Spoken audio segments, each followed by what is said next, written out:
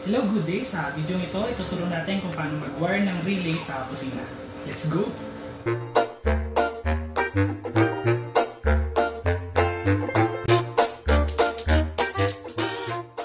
So, ayun na nga, medyo nagbago na rin yung vlogging place natin kasi kinuha ng asawa ko yung vlogging spot natin, nilagyan ng office table.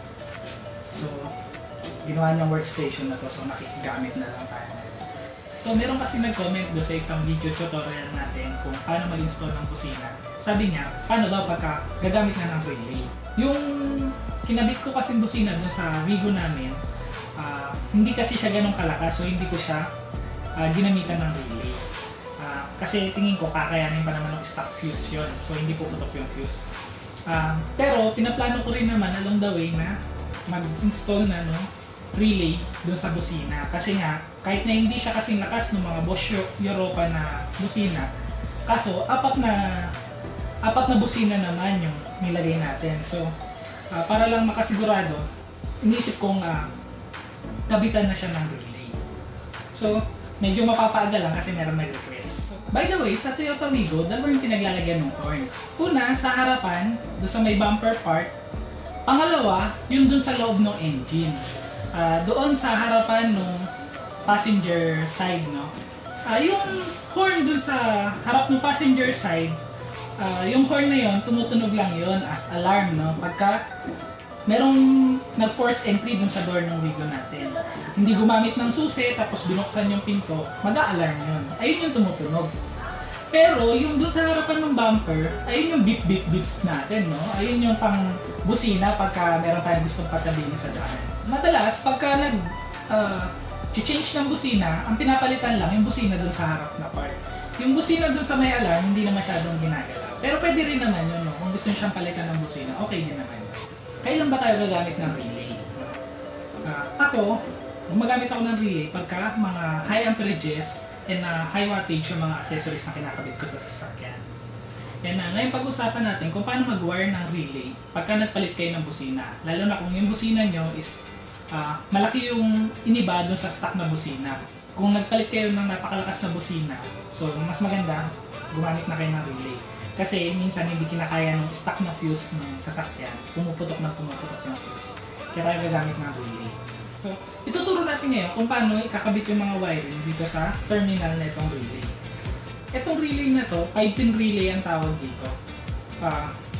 Meron rin corresponding number dun sa tabi ng bawat terminal, Mahalaga yun para at least alam nyo kung paano nyo i-wire yung busina nyo.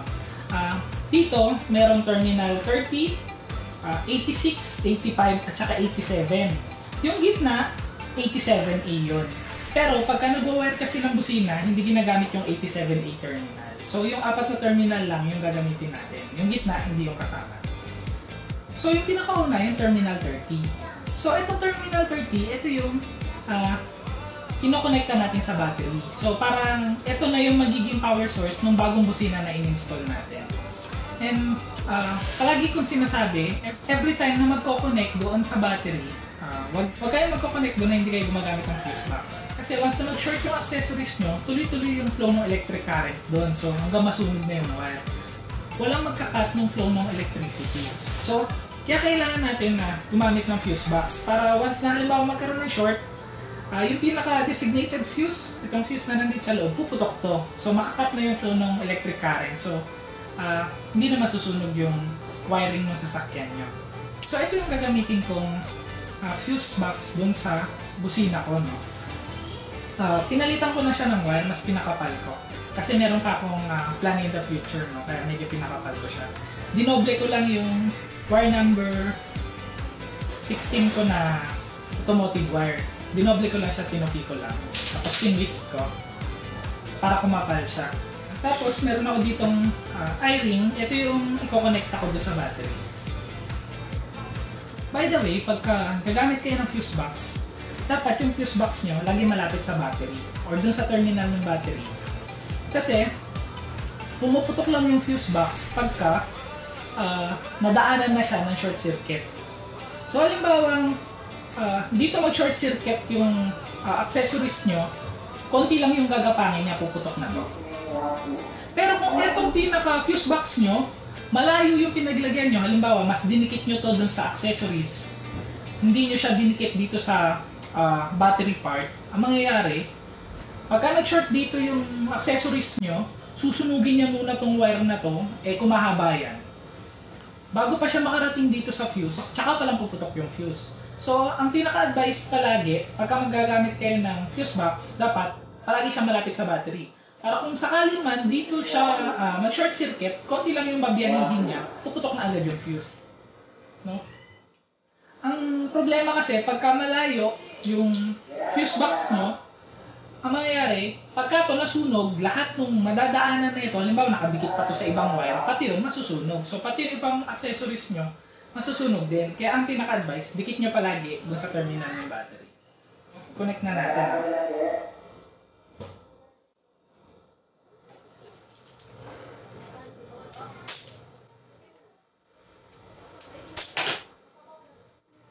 Ayan.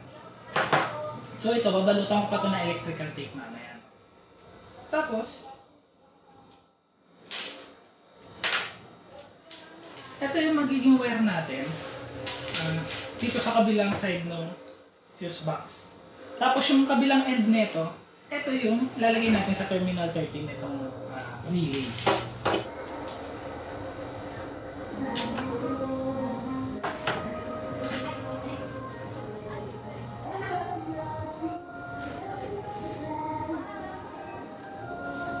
So nakabit na natin. Roller. Toner? Roller. Toner? Silip kayo, silip. Ang bihira, may mga nanggugulo. Hi. Yun, yun. Sige na! Sige na, babay na tayo. Babay na tayo! Babay na tayo! Bye. No, babay ka dun ako! Dito. Dito sa camera ni Daddy, sa phone. Bye ka. Bye. Sige na! Halika na yun, let's go. Pasok na tayo. Bilis! Alis na kayo! It's a roller. Close ka, close ka. Okay na yung... So, okay na yung fuse box natin, tapos yung terminal natin na ikakabit dun sa battery, no? Ito naman, ito yung parang magiging power source ng relay natin na i-connect natin dun sa terminal 30 ng relay. So, dahil male yung nakalagay dito, gagamit kayo ng female terminal dito sa kabila.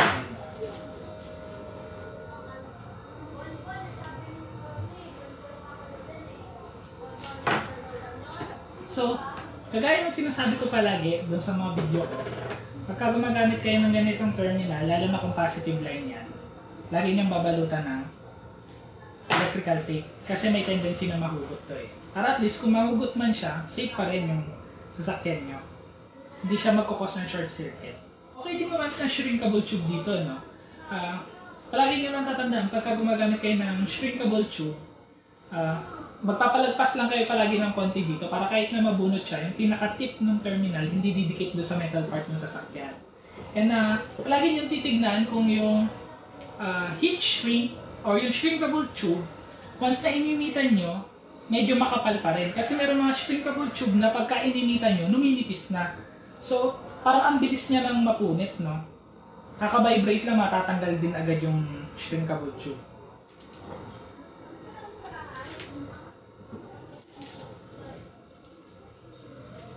Tapos pagka nakabit kayo ng ganito, lalagyan niyo palagi ng zip tie para at least hindi bumubuka yung electrical tape. So ito yung sa pin 30 natin lalagay, no? So ang mangyayari ngayon, may power source na yung relay natin. So yung positive wire ng busina, sa pin 87 natin ilalagay. Yung negative wire nga pala ng busina, para hindi na kayo magpagapang na mahaba, maganda yon, isabay nyo na lang dun sa pag-i-screwhan nyo nung bracket ng busina. Maganda, metal part yung pag-screwhan nyo nung bracket ng busina para at least ipit nyo na lang doon yung terminal ng busina. So, pakita ko na lang sa picture.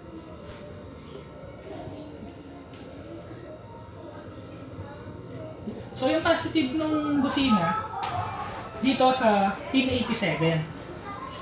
Ang mangyayari kasi, yung pinaka-positive ng busina, kukuha na siya directly dito sa battery na, no? dito na siya kukuha ng power.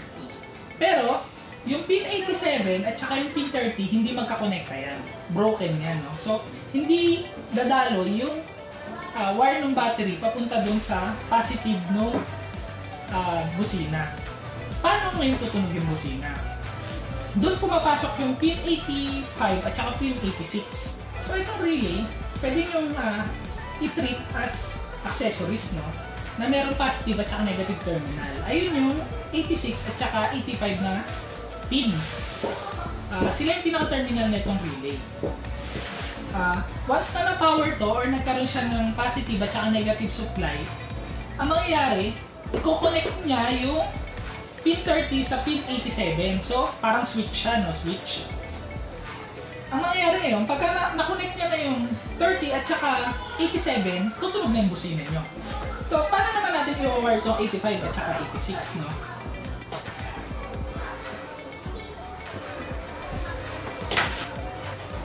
So, una, gumawa muna tayo ng negative line. So, yung negative line nyo, kahit saan nyo ilagay, kung sa 86 ba or dun sa 85. Basta, pagka naglagay kayo, halimbawa yung 86 nyo, ginawa yung negative, yung 85 nyo dapat positive yun. So, gawa muna tayo ng negative line.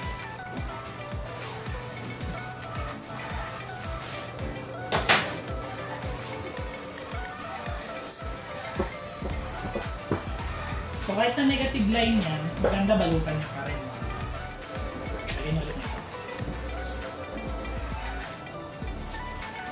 Ito siguro lalagay ko na lang yung negative wire natin dito sa pin 86.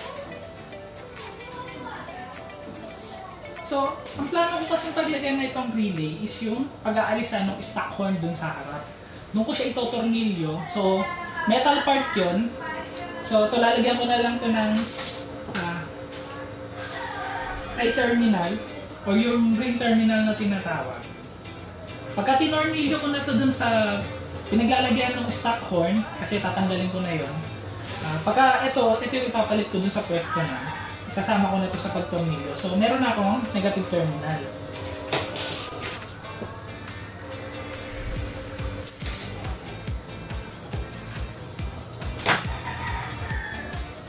So, lagyan nyo rin ng electrical tape, no? Mahilig kasi ako sa electrical tape.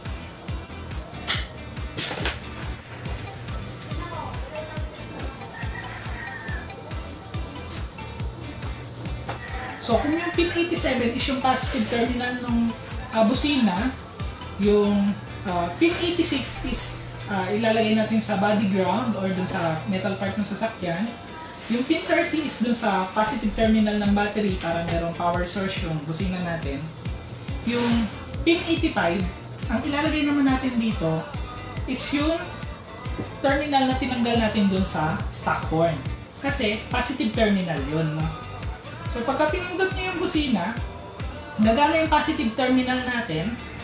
Since na meron na tayong negative terminal dito sa pin 86, so ang mangyayari ngayon, parang complete circuit na itong relay natin. So gagana na siya.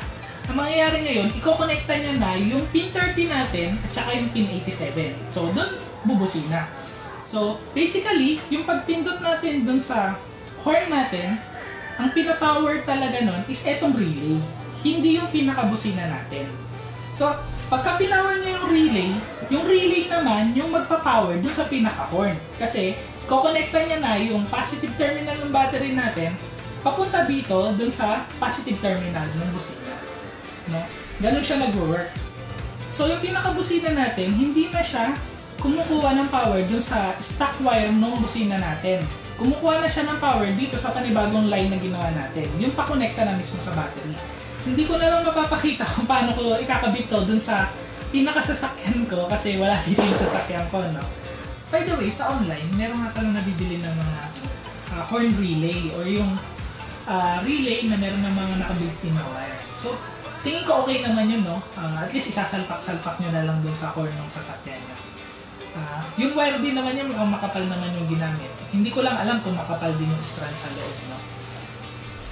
Pero meron na ako nakitang negative dun sa ganong klase ng relay kung gusto nyo ganun yung gamitin nyo sa sasakyan nyo.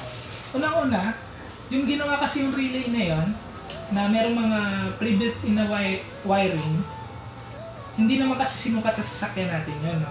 Hindi ko alam kung aabot yung pinaka wire niya papunta sa battery, tapos paikot papunta dun sa horn natin. Pangalawa, lalo na kung gusto natin yung horn natin magkalayo. Hindi ko alam kung yung pinaka-wire nun aabot. Baka mamaya yung pinaka-dalawang positive terminal nun na papunta sa horn, baka halos maiksi lang yung pagitan. So hindi mo mai-set up yung pinaka-busina mo doon sa gusto mo maging itsura niya. Pero tingin ko working naman yun, no? Ang mangyayari lang, kayo yung mag-a-adjust dun sa horn relay na yun. So kung hanggang saan lang aabot yung mga wire, kayo yung mag-a-adjust. Or pwede nyo rin naman dagdagan na lang yung pinaka wire ng horn relay. Pero ako, mas prefer ko kasi yung gumagawa na lang. Kasi at least, yung sukat, tsaka yung haba ng mga wire, ikaw yung nag-decide kung gaano mo siya gusto kahaban. So, hopefully, natutunan nyo kung paano mag-wire ng busina dito sa relay para at least yung pinaka-busina natin, doon na mismo sa battery kumukuha ng power, no? Hindi doon sa stock wire ng pinaka-core natin. So, kung nagustuhan nyo itong video na to, like, share, and subscribe, and hit nyo na rin yung notification bell. Salamat!